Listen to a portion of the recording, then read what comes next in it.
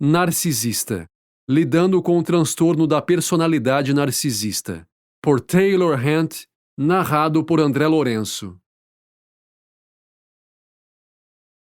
Capítulo 1. Os 6 sinais certos de narcisismo. Os narcisistas que são divertidos, bons nas coisas e parecem em público carinhosos e generosos, normalmente parecem ser desejáveis como bons amigos e até como cônjuges. Eles podem ser extremamente agradáveis para sair. Ao mesmo tempo, eles também são bons parceiros quando se trata de falar sobre diferenças de opinião. Ou há algo sobre como eles falam em um relacionamento que torna os narcisistas ofensivos? Você já tentou ser amigo ou parceiro amoroso de alguém que é totalmente sobre si mesmo? Alguém que só escuta a si mesmo? Um parceiro que muda de assunto, fica na defensiva ou zangado quando você tenta falar sobre os problemas que tem vivido? O funcionamento narcisista, em sua essência, é uma condição de escuta. Veja isso como uma escuta unilateral, com várias funções que surgem como resultado. O desejo de manter uma amizade, nunca importa um relacionamento de amor, pode desaparecer rapidamente com alguém que parece não ver ou ouvir você, que está rejeitando o que você diz e que pode ficar muito irritado se você, no entanto, tenta expressar seu ponto de vista. O teste do narcisismo. Quer saber se você ou alguém que você conhece é um narcisista? O questionário a seguir propõe 6 dimensões para avaliar o narcisismo. Pontue cada dimensão de 0 a 5. 0 não é. 5 é o tempo todo. Em primeiro lugar, avalie-se. Em seguida, circule de volta para marcar alguém em sua vida que é difícil de controlar. O objetivo: ver os seus padrões e de outras pessoas claramente. A clareza é um passo inicial forte para ser capaz de fazer mudanças para melhor. Sinal número 1. Escuta unilateral. O que eu quero e o que eu tenho a dizer é tudo o que importa quando conversamos. Quando fazemos escolhas, o que você realmente quer, seus problemas, suas emoções, são meros sussurros, problemas e irrelevâncias. Quando falamos sobre problemas, meus pontos de vista estão certos. As suas estão erradas, caso contrário, de significância mínima. Se você espera ter uma contribuição, você está me enfraquecendo. Ouvir narcisistas rejeita, nega, negligencia, diminui, denigre ou torna irrelevante as preocupações e comentários de outras pessoas. Um tom de desprezo é um sinal narcisista particularmente forte. Outra indicação narcisista é responder ao que os outros dizem, começando com a palavra mas. No entanto, é uma tecla de exclusão de retrocesso que nega tudo o que veio antes, como que outra pessoa disse. A borracha mas exclui os pontos de vista de outras pessoas da conversa. Sinal número 2. É tudo sobre mim. Eu apenas sei mais. Eu sempre sei melhor. Eu sou mais intrigante. Quando conversamos, é principalmente sobre mim. Nas conversas, fico a maior parte do tempo no ar. Quase toda a minha conversa é sobre o que fiz na minha vida ou no que estou pensando. Se você começar a falar sobre mim mesmo, eu ligo de volta a algo em minha vida para que o foco da discussão se volte para mim. Talvez seja por isso que as pessoas dizem que eu sugo todo o ar de um espaço. Quando eu quero algo, eu preciso ter. Não importa como você se sente sobre isso. É tudo sobre mim. Sou grande e importante e você simplesmente também está aqui. Principalmente para fazer coisas para mim, como um terceiro braço. Sinal número 3. As diretrizes não se aplicam a mim. Posso ter casos amorosos, burlar meus impostos, cortar na fila onde outros estão esperando e desconsiderar as diretrizes que me impedem de fazer o que quero. As diretrizes são para outras pessoas seguirem. Os narcisistas lutam contra o que chamo de síndrome do homem alto. Eles se sentem acima dos outros, Então as regras realmente não se aplicam a eles. Sinal número 4. Seus problemas são realmente críticas a mim e odeio ser criticado. Posso criticar os outros, e normalmente faço. Mas se você me criticar, estará ferindo minhas emoções, então vou machucá-lo de volta. Se você diz que está insatisfeito, é uma forma de me criticar indiretamente. Já que é tudo sobre mim, suas emoções deveriam ser sobre o que eu tenho feito. Se você está falando sobre suas emoções, mesmo que tenham sido estipuladas por situações no trabalho ou com amigos que não têm nada a ver comigo, analiso suas emoções negativas como uma crítica a mim. Os narcisistas manifestam de forma inconsistente tanto uma ideia exagerada de seu próprio significado quanto a velocidade de se sentirem esvaziados pelo feedback negativo.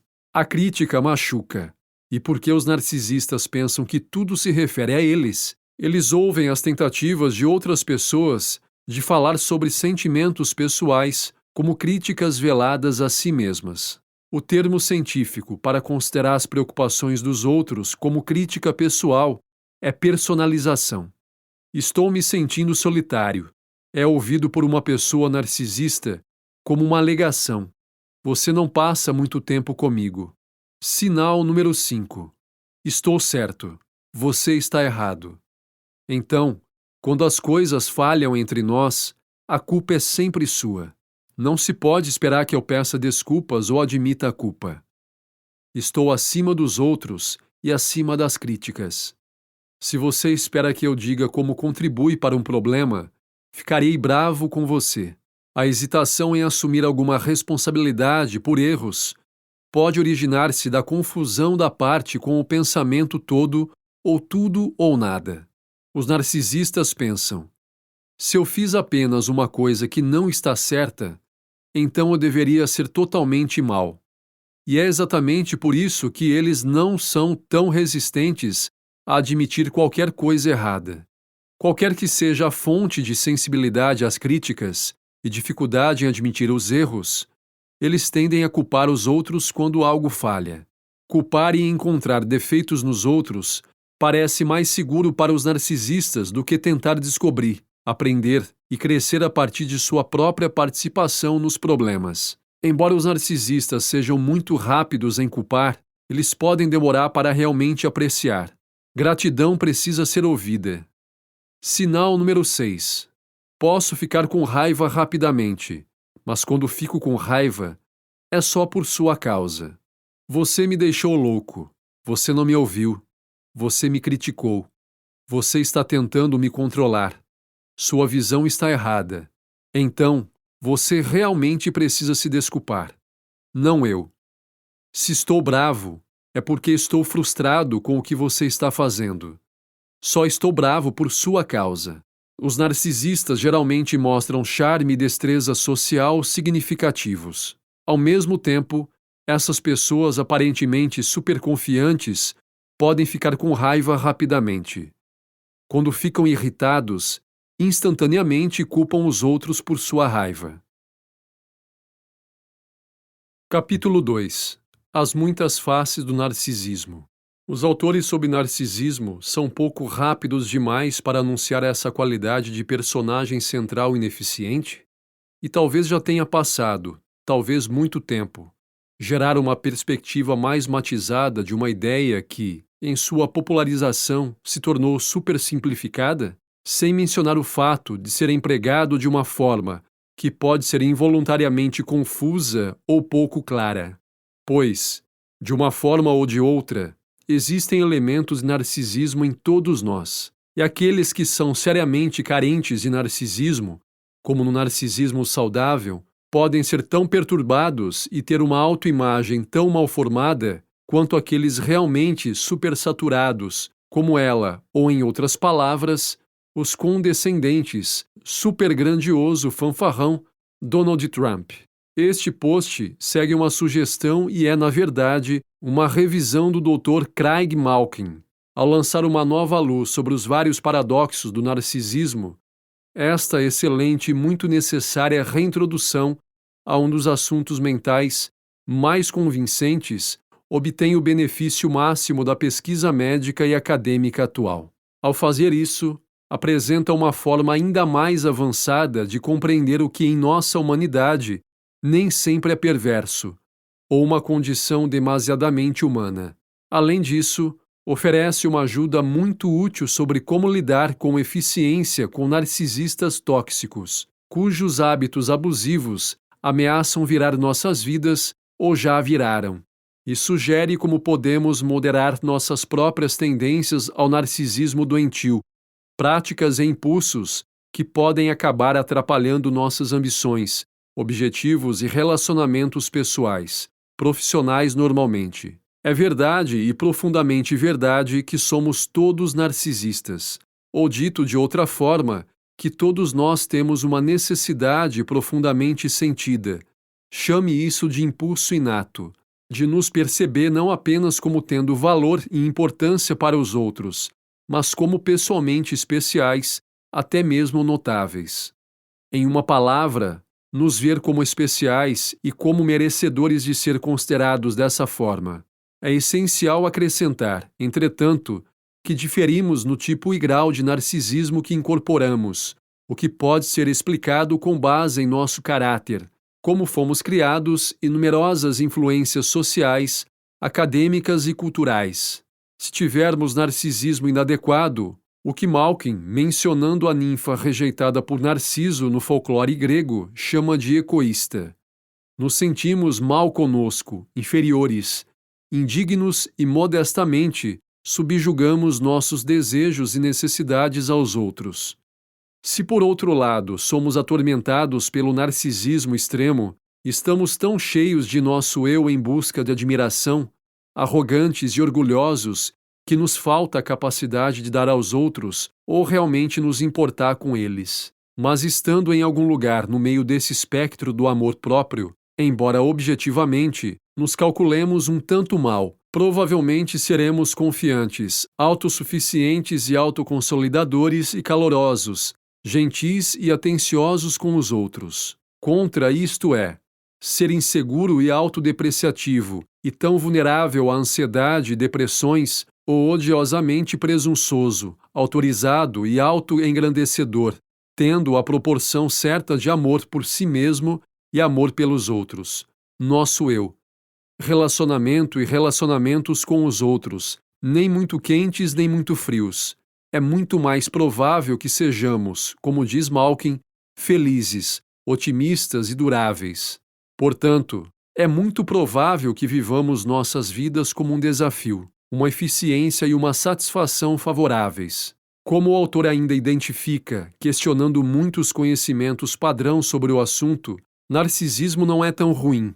Sentir-se especial pode nos tornar melhores amantes e parceiros, líderes corajosos e exploradores corajosos. Pode nos tornar mais criativo e pode até nos ajudar a viver mais. Consequentemente, dentro das especificações amplas que avaliam os níveis de autoabsorção, egocentrismo e autoaprimoramento, é importante para Malkin que identifiquemos precisamente o que é saudável em nossas predisposições narcisistas e, portanto, justifica um crescimento maior.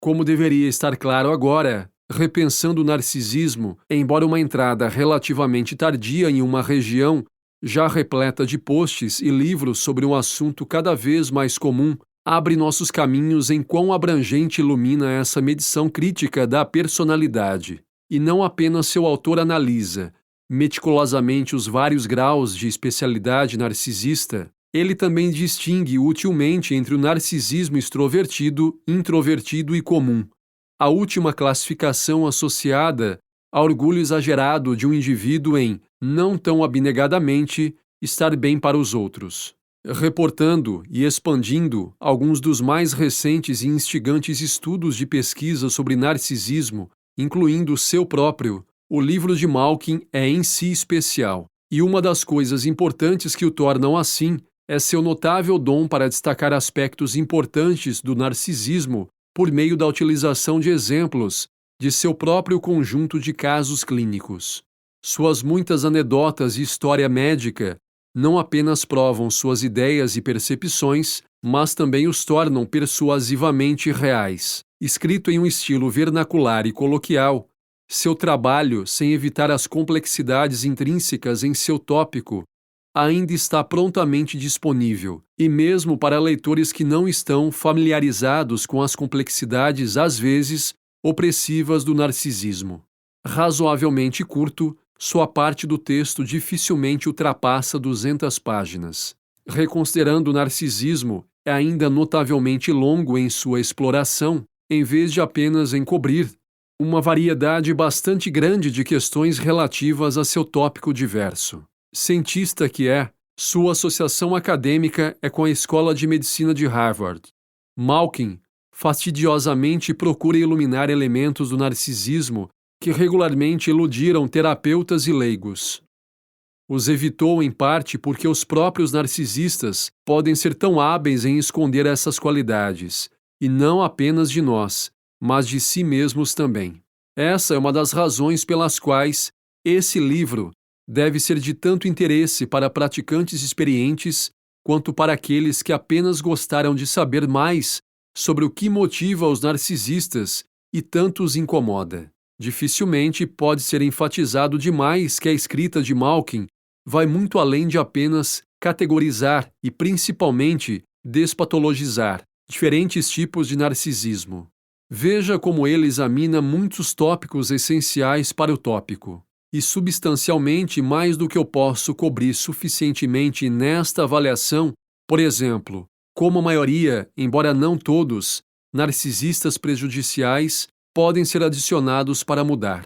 O que está abaixo, ajustado a partir do índice do livro, é um esquema de seus tópicos. A parte 1 inclui 4 capítulos, cada um lidando com questões cruciais de definição e caracterização, como segue: antigos pressupostos teóricos e novas ideias sobre narcisismo. Como o narcisismo, por meio de preconceitos negativos e equívocos, se tornou uma palavra suja e uma chamada epidemia. Abrangendo de 0 a 10 todo o espectro narcisista. Como examinar seu próprio grau de narcisismo por meio do teste de narcisismo. Sozinho vale o custo do livro, mas com desculpas a Craig Malkin, um colega escritor de blog do PT, o autor já disponibilizou esse instrumento gratuitamente online, embora seja uma versão muito mais curta do que está no livro, e reconhecidamente não é tão útil. A parte 2, dividida em 2 sessões, distingue entre narcisismo saudável e não saudável, explicando a origem do narcisismo, da criação não intencional de ecologistas, ao lamentável cultivo de narcisistas extremos e ineficientes. O que há de errado ou ruim com os ecóticos e ainda pior, com os narcisistas patológicos, que em seus extremos são totalmente sociopatas. A parte 3, com seus 3 capítulos complementares, pragmaticamente fixa o reconhecimento e a intervenção eficiente junto aos narcisistas não saudáveis, abordando os vários sinais de alerta de que você está lidando com um narcisista problemático. A melhor forma de gerenciar e possivelmente até mesmo ajudar amantes, família e amigos que podem ser perturbadoramente narcisistas. E como se envolver com sucesso com colegas de trabalho, colegas e gerentes narcisistas. A parte 4, em 3 sessões, verifica como motivar, fomentar e promover o narcisismo saudável, oferecendo orientação para os pais na criação de filhos positivos, mas carinhosos. Sugestões sobre o uso de redes sociais de forma produtiva, retratando os esforços dignos de Malkin para lidar com um tópico controverso, em alguns casos difícil, mental. Um esclarecimento final sobre como viver uma vida de narcisismo saudável pode ser cheio de entusiasmo e propósito.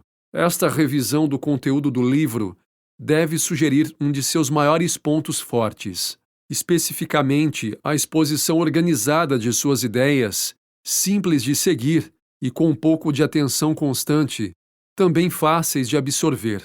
Na verdade, a discussão eficiente do livro também atinge sua seção de referência detalhada.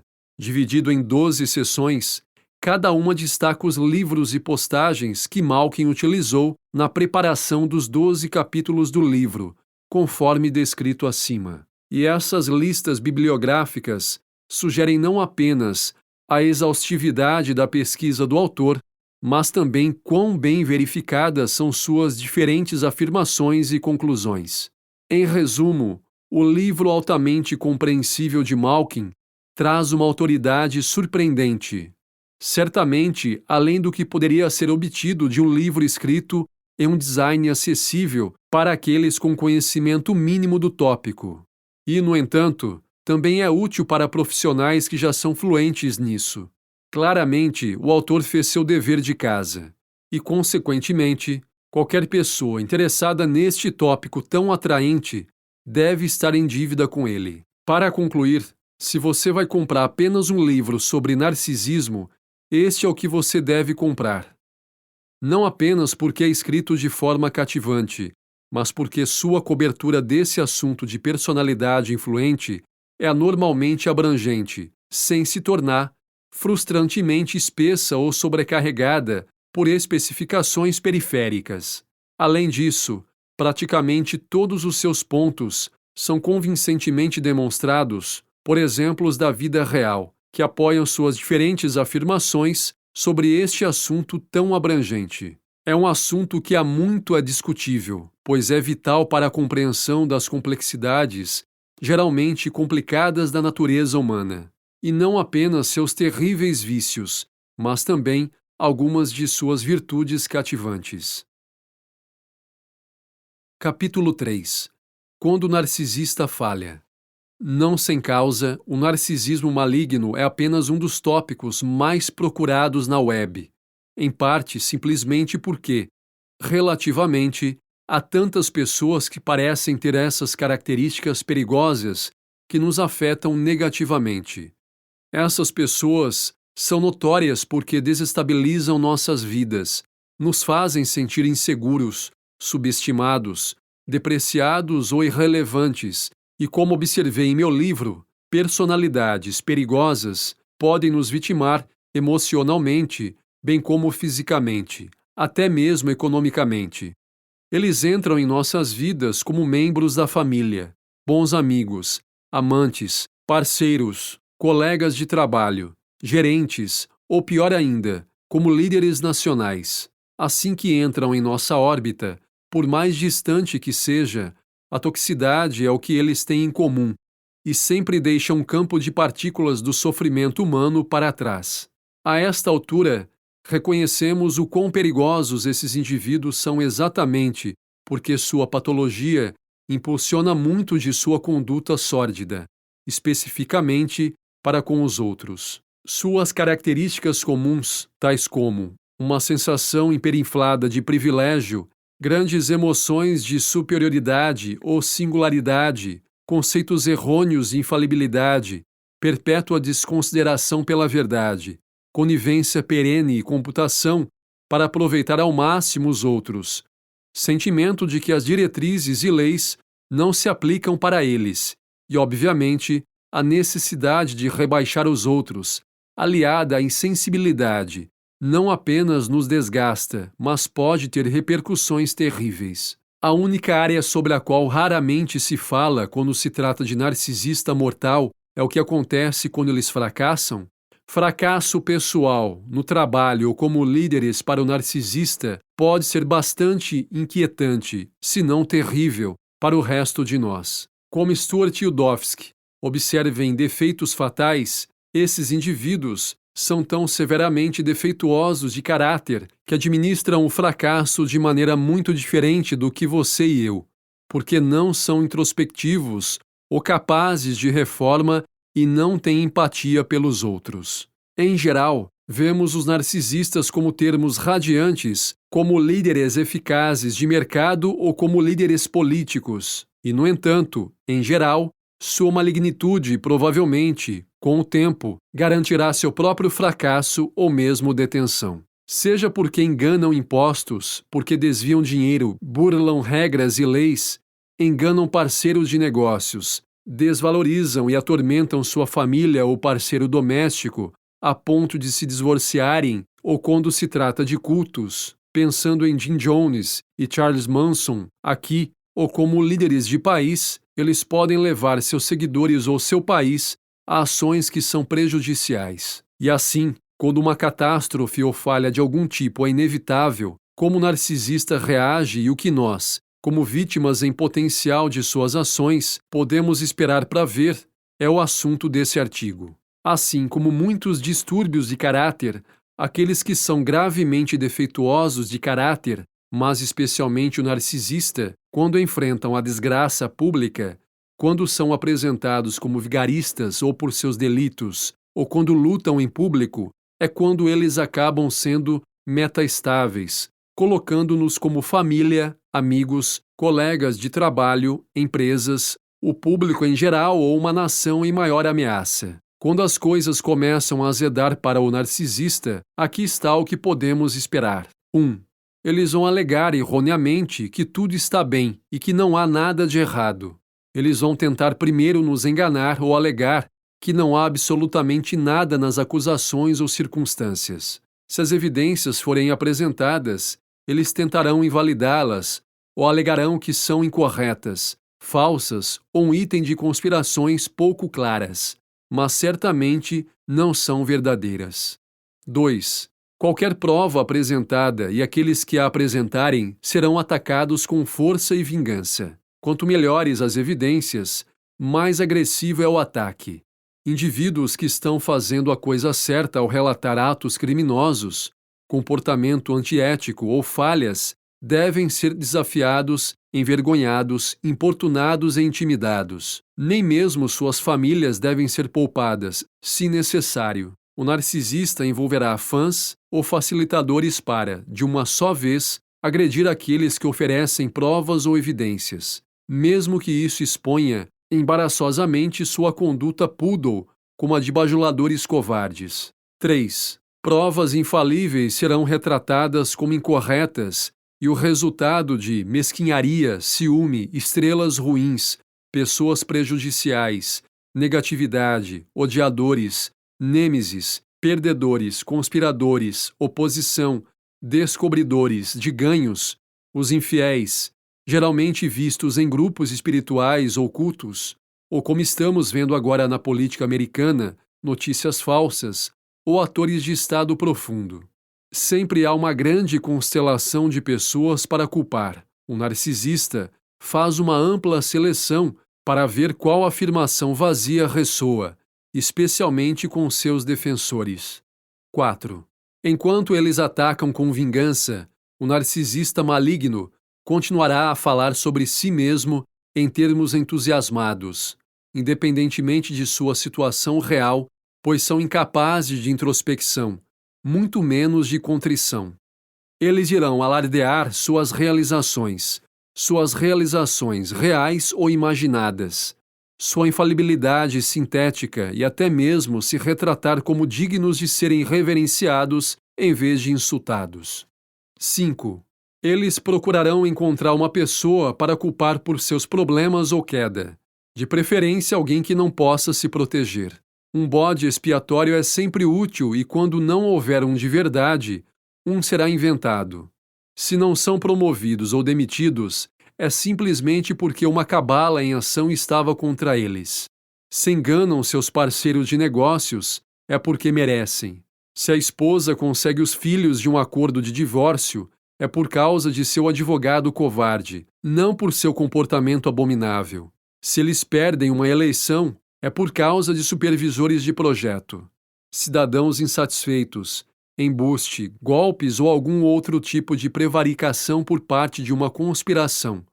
Conspirações são úteis para o narcisista apenas porque eles facilmente não precisam de provas. Como eles não são cansados com a verdade, eles tagarelarão muitas razões infundadas que apontam para eles mesmos. Nunca. 6. Como circunstâncias acabam sendo alarmantes, o narcisista não assumirá nenhuma responsabilidade. Nunca. Qualquer coisa que falhou é responsabilidade de outros. Eles culparão os cônjuges como indignos de suas realizações, como companheiros ignorantes que simplesmente não avaliam, os desleais. Se eles adoram culpar os desleais. Eles adoram culpar os desleais, aqueles que seguem as diretrizes e leis, porque, paradoxalmente, eles obedecem às diretrizes e leis, ou aqueles que claramente não compreendiam a própria especialidade do narcisista. Todos, e quero dizer todos, desde as pessoas há muito desaparecidas, às perifericamente conectadas, aos que partiram na Terra, serão culpados pelo fracasso do narcisista. Mais uma vez, nunca é culpa deles.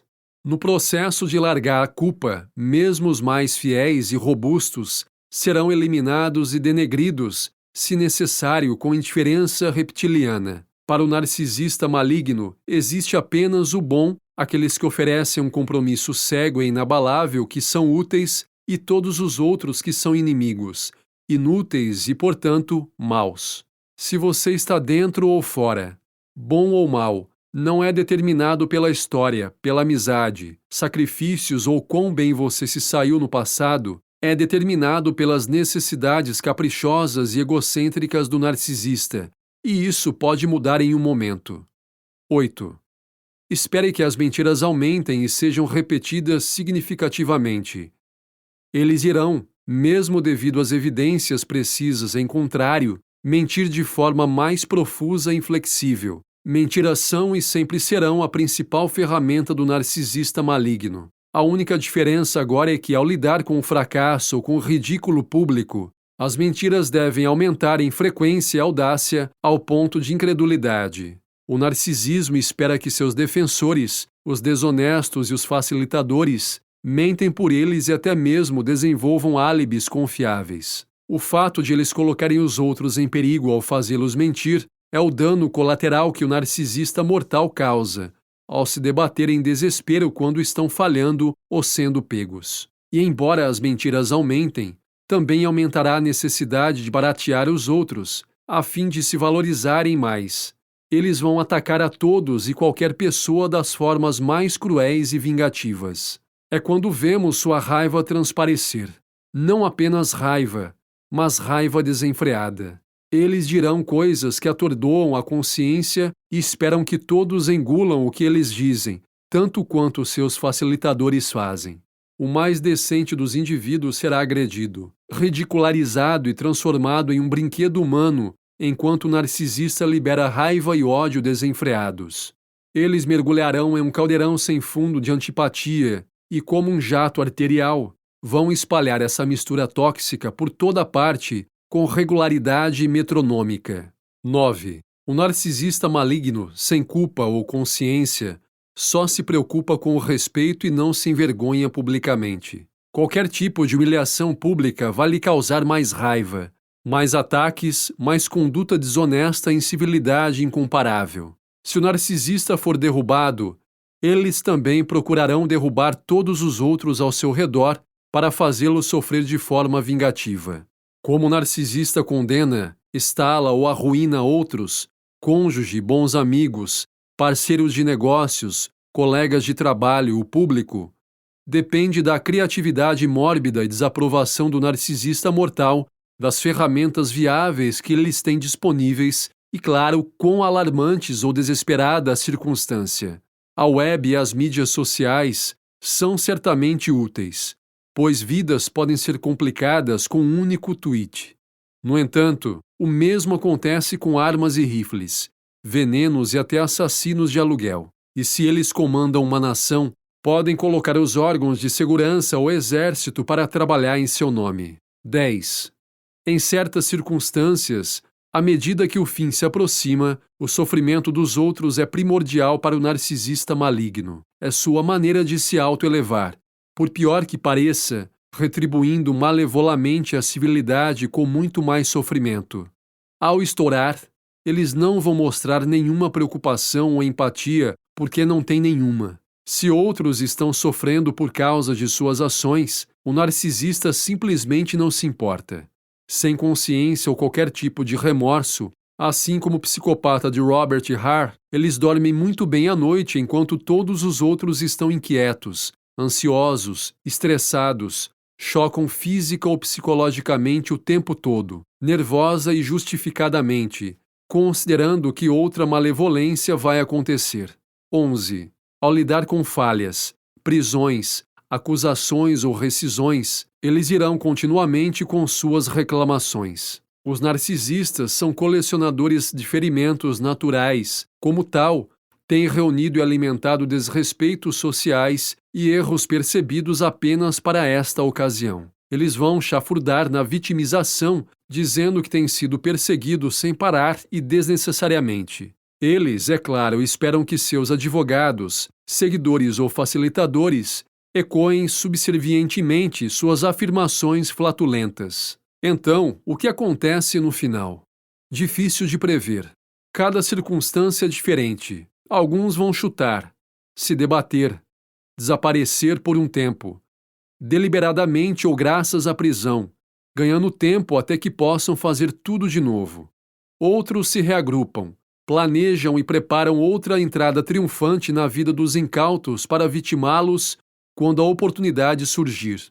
Outros, infelizmente, procurarão causas danos enquanto lidam com uma separação, um divórcio, são demitidos de um emprego, são denunciados por suas atividades criminosas ou removidos do cargo. Outros vão importunar, perseguir ou apenas tornar a vida excruciante para aqueles que se consideram responsáveis. Seu passado, muitas vezes, pode nos dar uma visão sobre o que eles podem fazer, mas nunca se pode ter certeza. Os seres humanos são terrivelmente complicados e semelhantes a muitos afetados por um transtorno de personalidade, suscetíveis aos mais ínfimos gatilhos não reconhecidos, mas catalíticos. Quando se trata de líderes de seita narcisista, os membros da seita geralmente pagam com suas vidas como faziam em Jonental, Guiana, quando Jim Jones foi investigado. Nas relações interpessoais, a violência é sempre algo com que se preocupar, como John Ray de Meloy nos lembra em seu livro Ataques Violentos. E claro, na política, muito dano pode ser feito quando o poder pode ser exercido. Mas o pior absoluto vem quando um líder, ou líder malignamente narcisista, gravemente falho de caráter, afirma que só eles podem consertar as coisas, que só eles podem formar o futuro, que somente eles têm as respostas, e que somente eles têm uma grande visão para o futuro e, portanto, por necessidade, devem permanecer para nos salvar. Quando você ouvir isso, deve fazer uma pausa. É aí que temos que nos estressar mais. Se você não acredita em mim, deixe-me falar sobre um narcisista maligno notável. Capítulo 4. Os 5 subtipos tóxicos do narcisismo. Nem todos os narcisistas são exatamente iguais. A maioria dos narcisistas crônicos pode ter vários subtipos em sua patologia, que podem aparecer alternadamente ou em combinação, dependendo da situação e do relacionamento. O narcisista aberto. Chega de falar sobre mim mesmo. Vamos ouvir você discutir sobre mim. Mais uma vez salvei o dia. Sem mim, eles não são absolutamente nada. O narcisista declarado tem toneladas das qualidades mais comuns associadas ao narcisismo, o que inclui, e não se limita, a grandiosidade, busca de atenção, charme superficial, exagero, superioridade, autoimportância excessiva, privilégio flagrante, manipulação agressiva, humilhações negativas, condescendência arrogante, etc. Consideravelmente narcisistas em geral, e narcisistas declarados em específico, geralmente mostram uma falta estridente de contemplação para as pessoas. Apenas o que pensam e fazem importa. Eles esperam que o mundo gire em torno deles. Você está doente? Mas que tal me levar ao shopping? Um narcisista secreto introvertido. Uma pessoa soluça porque está infeliz. Eu soluço porque os outros são estúpidos, e isso me deixa infeliz, na teoria do Big Bang. Nem todos os narcisistas são grandiosos e abertamente ofensivos. Atributos do narcisismo dissimulado, introvertido incluem, mas não estão limitados, a presunção, superioridade silenciosa, autoabsorção, ausência de empatia, ser rápido em julgar as pessoas ou trabalhos como chatos ou burros, ou ter orgulho de ser o indivíduo especial mal interpretado. Enquanto o narcisista óbvio tende a mostrar intrusivamente seu falso complexo de supremacia, o narcisista disfarçado, introvertido, manifestará sutilmente sua presunção mal escondida. Ele não diz isso, mas você pode dizer por sua risada e comunicação não verbal. O narcisista passivo-agressivo. Sempre que meu cônjuge sente que não está sendo atendido, ele torna tudo difícil, enquanto diz que não há absolutamente nada errado. O método favorito de minha colega quando ela não consegue o que quer é levar o dobro do tempo para fazer qualquer coisa. A agressividade passiva pode ser especificada como inimizade camuflada com o propósito de obter benefício mental ou material questionável. Alguns narcisistas fazem uso de estratégias passivo-agressivas como formas primárias de satisfazer suas necessidades egoístas ou como penalidade específica para aqueles que lutam para acomodar seus impulsos. Quando o narcisista passivo-agressivo não consegue o que quer, ele desenvolve esquemas subversivos para tornar infeliz a vida das pessoas ao seu redor. Os exemplos incluem animosidade verbal camuflada, ou seja, fofoca negativa, humor hostil disfarçado, por exemplo, sarcasmo, hostilidade relacional disfarçada, ou seja, o tratamento silencioso. Dizem apenas uma coisa, mas fazem outra, culpam, protelam, dão desculpas, fingem falta de conhecimento e sabotagem subversiva. O narcisismo situacional. O sucesso subiu à sua cabeça. O narcisismo pode surgir depois que o indivíduo ganha um nível específico de status, aclamação, reconhecimento ou realização e, consequentemente, começa realmente a acreditar que está acima dos outros. Os narcisistas situacionais muitas vezes agiram de maneira social e profissionalmente aceitável em um determinado momento, mas se tornaram mais egocêntricos à medida que alcançavam níveis mais altos de sucesso. Comportamentalmente, o narcisismo situacional muda a pessoa para pior, à medida que ela acaba sendo mais cabeça dura, nobre e narcisista. Em casos extremos, a pretensão de sucesso ou popularidade do narcisista situacional desenvolve um complexo de superioridade com empatia. O narcisista sexual. Meu parceiro é tão obcecado pela eficiência quando faz amor. Frequentemente sinto que ele está mais preocupado com seu desempenho do que comigo. O narcisismo sexual pode ser definido como a exploração física e psicológica de outra pessoa com o propósito de satisfação sexual e validação incorreta do ego. O narcisismo sexual é tipicamente caracterizado por iniquidade do poder, limite de ofensa, manipulação física, emocional direta e uso, abuso, negligência repetidos da vítima. A pesquisa encontrou correlações entre narcisismo sexual em certos casos e vício sexual, violência doméstica e infidelidade relacional. Um narcisista pode mudar para melhor? Possivelmente. No entanto, somente se ele ou ela estiver altamente consciente e disposto a passar pelo corajoso processo de autodescoberta. Para os narcisistas que não estão mais prontos para jogar a charada às custas de relacionamentos reais e credibilidade, existem maneiras de se libertar da falsidade e gradualmente se mover em direção ao seu eu superior. Para quem convive ou trabalha com narcisistas, a consciência perceptiva e a comunicação assertiva são imprescindíveis para o estabelecimento de relações saudáveis e de respeito mútuo. Capítulo 5. Por que os narcisistas estão sujeitos à depressão? Em porcentagem, o narcisismo é saudável, reforçando o apego protegido com autoimagem positiva, reações adaptativas à humilhação, um senso de orgulho e gratidão para consigo mesmo pela autoeficácia e um interesse equilibrado pela aparência, realizações e posição social. Em excesso, o narcisismo se torna patológico, criando uma circunstância em que não é possível trabalhar bem com os outros. A necessidade severa de ser apreciada, combinada com a incapacidade de ver os defeitos de alguém com clareza, seja rejeitando-os ou exagerando-os, ou ambos, torna difícil reconhecê-los e seguir em frente de forma construtiva. Em vez de aceitar a vergonha como uma emoção normal e até benéfica, isto é, para o aprendizado social, o constrangimento se distorce, prova da total repreensibilidade de alguém a um grau quase delirante. Narcisismo e depressão. Conforme relatado pelos cientistas Keeley, Lavediere e Pincus, em 2020, o narcisismo patológico aumenta o risco de depressão. Não se sabe como isso acontece. Supõe-se que a dificuldade em lidar com as emoções pode estar na raiz do problema. O narcisismo tem duas medidas relacionadas, mas únicas: grande e suscetível. O narcisismo grandioso cobre a personalidade presunçosa, geralmente referida por epítetos grosseiros, caracterizada por um ego inflado, a propensão de fazer uso de outras pessoas e uma sensação de ser verdadeiramente notável.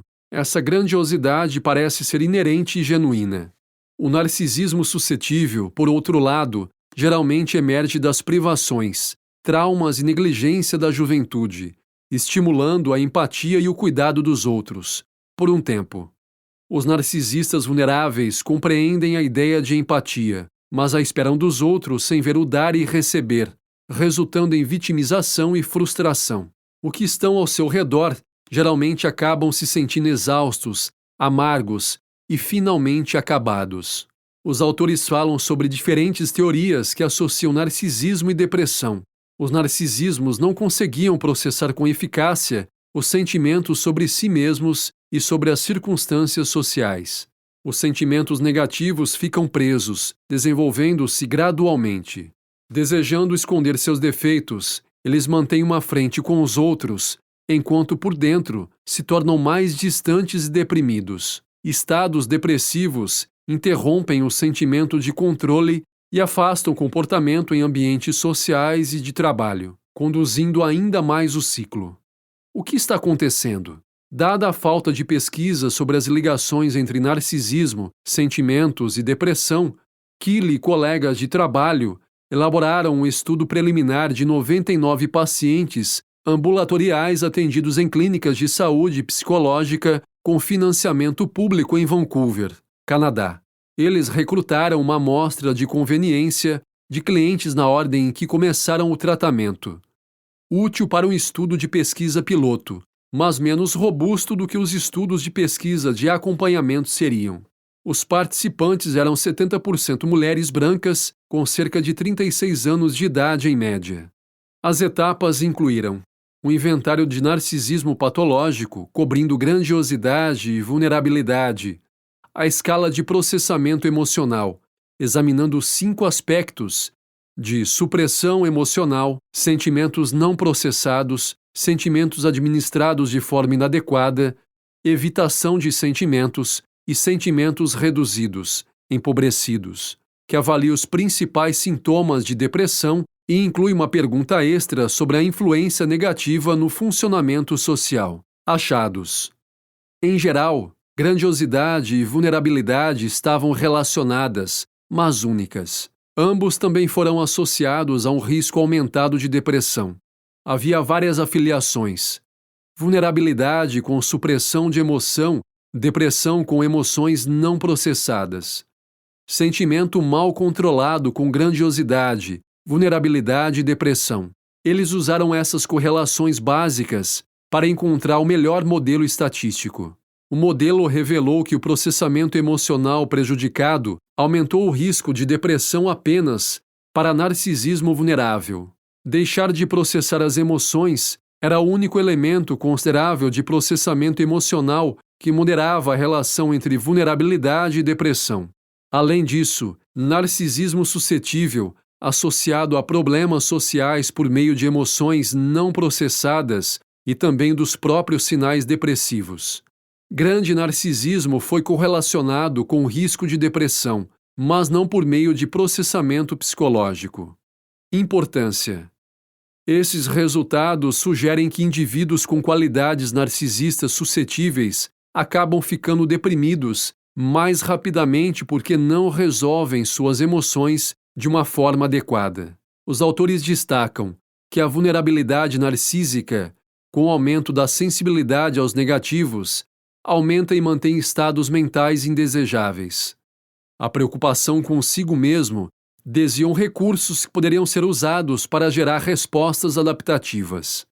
O narcisismo grandioso está associado à depressão, mas não devido ao modo como as emoções são processadas. Especificamente nos casos mais graves, a grandiosidade patológica leva ao fracasso pessoal e profissional, ao isolamento e à solidão e à ausência de realizações. Esses resultados podem desencadear a depressão, independentemente de como os sentimentos são administrados. Com uma vulnerabilidade narcisista maior, vem um pessimismo maior, um senso de autocontrole enfraquecido, maior vergonha e reclusão e busca de ajuda ineficaz. Os indivíduos com narcisismo vulnerável geralmente recusam a ajuda para evitar sentir-se carentes ou dependentes, o que os torna mais suscetíveis e vergonhosos. Isso normalmente afasta as pessoas, consumindo sua empatia e fazendo com que se sintam desvalorizadas. Na falta de compreensão do padrão repetitivo, isso, por sua vez, pode desencadear intenso desapontamento, raiva e indignação com a percepção de abandono. É, acima de tudo, uma experiência confusa por causa da falta de discernimento e da confiança excessiva na culpa e no ódio de si mesmo para dar sentimento às coisas. Afastando-se do narcisismo vulnerável. Pessoas experimentando narcisismo suscetível têm uma tarefa desafiadora mais possível. Compreender as distorções que se originam do fracasso em processar os sentimentos, por mais incômodos que sejam, é necessário para reconhecer o que não está funcionando e substituí-lo por técnicas e práticas adaptativas. A dor em si não é necessariamente útil, mas muitas vezes acompanha o território, até que a pessoa supere as rotinas masoquistas e aprenda mais autoaceitação, gratidão e perdão, ou pelo menos esteja indo nessa direção. Gerenciar a dor emocional de forma saudável é essencial. A autocompaixão é uma ferramenta que aqui tem poder. É importante lidar com o trauma de desenvolvimento subjacente, depressão, ansiedade e doenças psiquiátricas relacionadas, juntamente com aprender a interromper atitudes negativas recorrentes e instituir uma reavaliação positiva. É um problema realmente difícil de se conseguir, porque a visão depressiva parece mais real e mais legítima do que qualquer perspectiva positiva. Na verdade, a esperança muitas vezes é recebida com desconfiança e presunção, e aqueles que oferecem esperança são vistos como inábeis, até mesmo adversários ou pior. Cultivar durabilidade, dar um salto de fé para ter fé em si mesmo, se possível.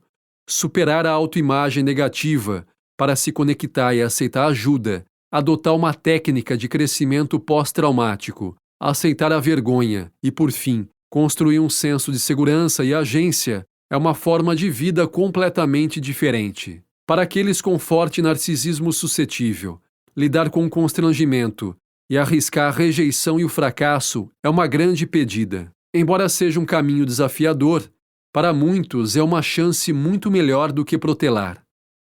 À medida que avançamos na vida, acaba sendo mais difícil adiar o enfrentamento a nós mesmos. O tempo passa, ficamos mais inteligentes e menos capazes de ignorar o que é importante, e as demandas da família e do trabalho nos permitem fazer uso de nossos recursos de formas antes invisíveis. Essencialmente, aprenda a fazer bom uso de seus sentimentos e de si mesmo. Capítulo 6. A melhor resposta ao narcisismo nos alunos. Eu escrevi sobre o número crescente de alunos que são narcisistas e aqueles que lutam com NDP, transtorno de personalidade narcisista. Dr. Drin Trang revela os sinais de uma população crescente de estudantes que são narcisistas. Estudantes universitários agora endossam traços de personalidade narcisistas. As palavras I am and me são usadas nas letras das músicas mais do que em qualquer outro momento. Os jovens são mais propensos a experimentar o narcisismo do que outras idades. Quase 1 em cada 10 jovens de 20 e poucos anos experimenta NDP. O típico milenial terá 25.000 CEFs em sua vida. Uma breve sinopse de um estudo recente de pesquisa revela que estudantes narcisistas têm uma autovisão inflada, mas suscetível, Não conseguem regular sua autoconfiança e dependem de outras pessoas para afirmação. O narcisismo tem sido associado a certos hábitos prejudiciais nos negócios, incluindo, mas não se limitando, ao crime do colarinho branco, hostilidade e tomadas de decisão arriscadas. No cerne do narcisismo está o sonho de que você é melhor do que realmente é. Você é único e deve receber um tratamento especial.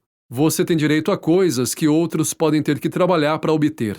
Qual pode ser a razão para esse equívoco? Compreendendo uma causa raiz do narcisismo.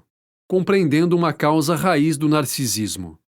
Em seu livro Daring Significantly, a professora da Universidade de Houston oferece um novo ângulo sobre o narcisismo, um que faz muito sentido para mim e responde uma causa raiz para o narcisismo que passa por acreditar que as crianças estão apenas sendo egocêntricas, intitulado Pirralhos.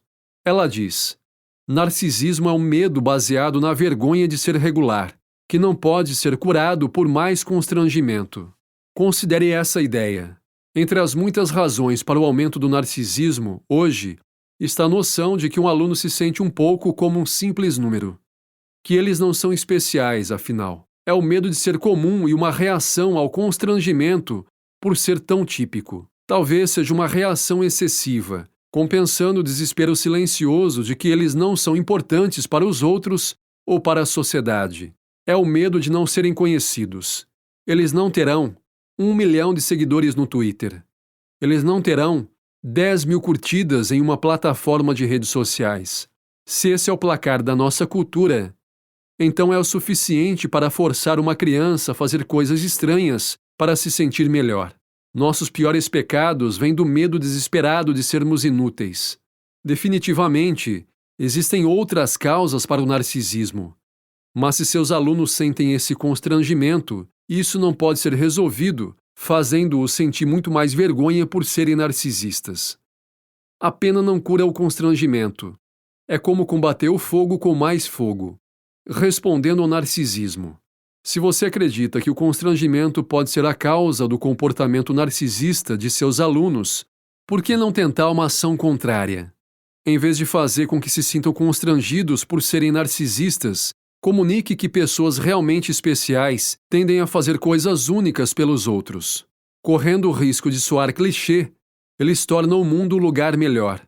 Na verdade, servir aos outros prova muito seu especial. Eles realmente se sentirão melhor com relação a si mesmos por sua ação altruísta. Certa vez, fui mentor de um estudante universitário da Universidade Estadual de San Diego, que revelou todos os sinais de narcisismo. Parecia que ele amava a si mesmo. Não demorou muito para eu retirar essa camada e descobri que ele era terrivelmente vulnerável às opiniões dos outros sobre ele. E ele se esforçou para obter a aprovação e afirmação dos outros. Minha prescrição para esses sinais era simples. Vá me mostrar como você é especial, fazendo algo ótimo para os menos especiais. Quando ele fez isso, observei uma situação ganha se desenrolar diante dos meus olhos. Ele conseguiu um trabalho de serviço em Tijuana, México, e incluiu algum outro estudante universitário na tarefa. Quando isso foi feito, as crianças de um orfanato de Tijuana se beneficiaram e este aluno se beneficiou do sentimento interno de realmente incluir valor para outra pessoa. Nunca nos sentimos melhor do que quando agregamos valor aos outros.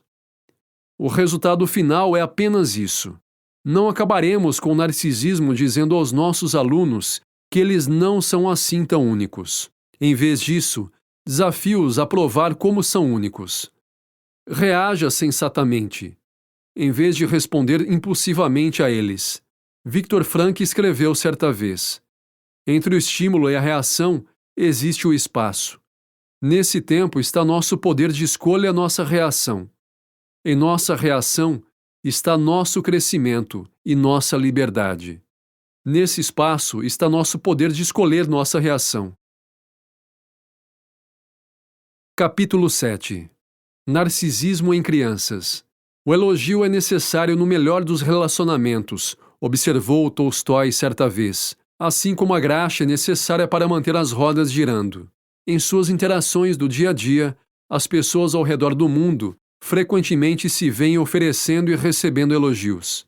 E eles executam sua valsa social de maneiras surpreendentemente diferentes. Alguns podem correr em busca de madeira para bater a primeira menção de palavras boas em seu discurso. Outros podem reunir um aceno indiferente. Outros, com rostos vermelhos e cabeças balançando, podem recusar enfaticamente os elogios, enquanto outros podem abraçar cada palavra de recomendação com orgulho e paixão.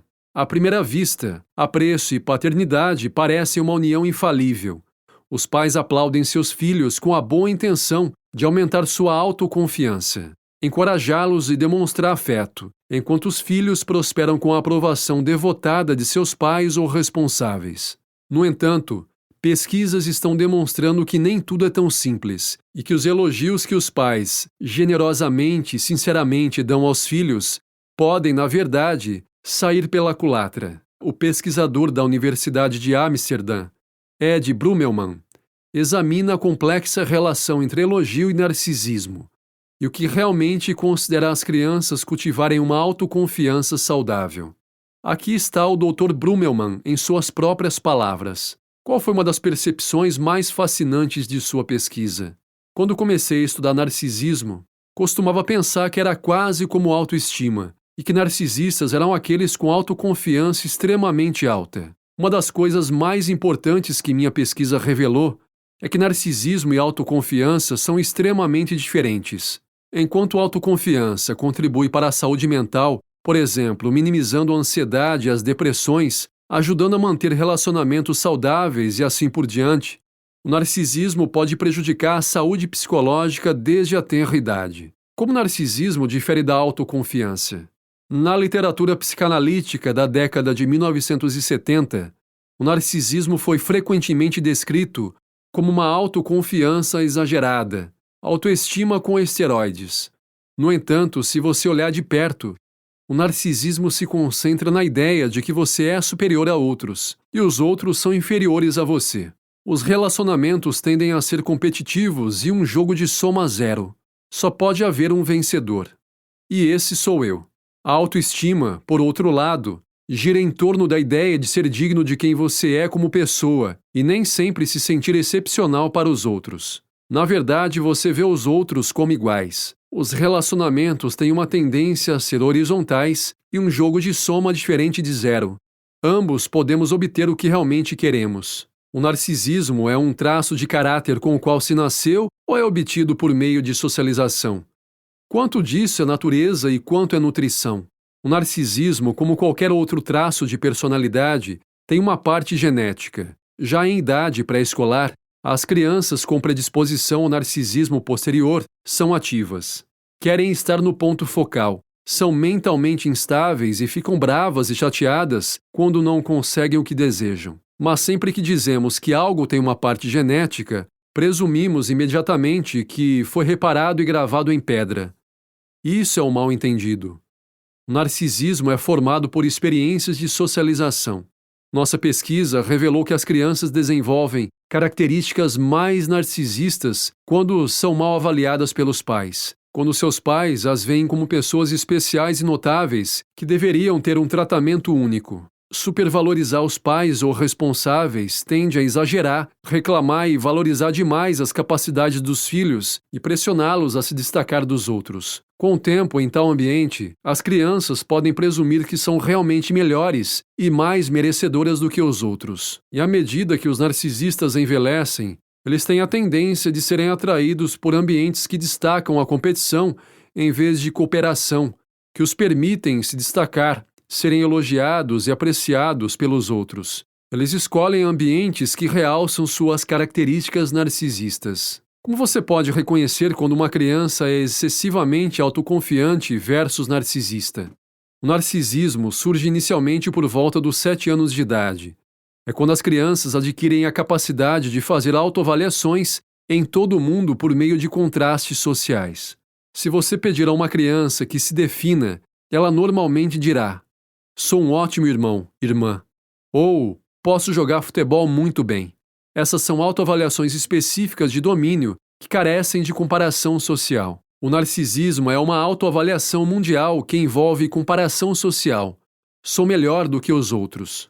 Algumas crianças são incrivelmente autoconfiantes, e suas autoavaliações podem ser irrealisticamente positivas. Mas o atributo crucial do narcisismo é a crença de que você é melhor e mais merecedor do que os outros. Quando uma criança diz: "Sou um desenhista excelente e posso jogar futebol muito bem", não significa que seja uma atitude egoísta. Mas quando uma criança tem fé em sua própria supremacia e diz algo como: "Eu sou mais especial do que os outros, e outras pessoas têm apreciação por mim", que pode ser narcisista. Parece haver uma teoria implícita na civilização ocidental de que precisamos de uma dose de narcisismo para ter sucesso. A suposição subjacente é que, se você não estiver reivindicando sua supremacia e não estiver tomando o que você acha que tem direito, outras pessoas tomarão seu lugar. Essa é uma crença que fortalecemos e que pode ser realmente perigosa. Se você pensa que transcende aos outros, é mais provável que você derrogue os outros e reaja de forma defensiva ou mesmo veemente às críticas. O narcisismo o impede de examinar objetivamente a crítica e aprender com a crítica para se aprimorar. Qual o paradoxo da apreciação? Com que precisão o elogio exagerado leva a resultados negativos?